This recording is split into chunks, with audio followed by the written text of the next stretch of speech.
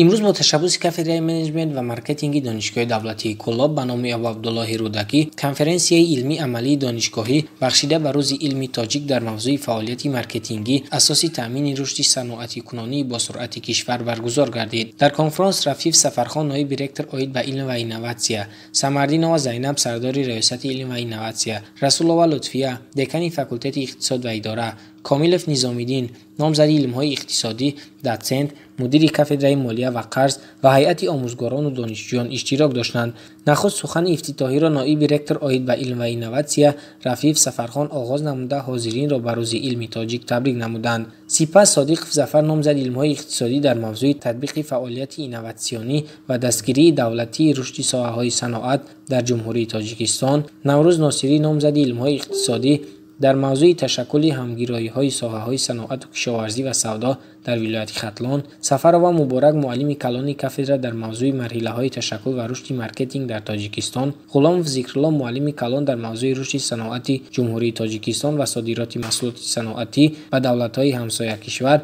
و حکیم عبدالرزاق در موضوع نقش کارخانه‌های استحصالی در تأمین و رشد صنعتی کنونی با سرعت اقتصادیاتی مملکت برآمد نمودند. کنفرانس با سوال و جواب و محاکمه استادان به انجام رسید.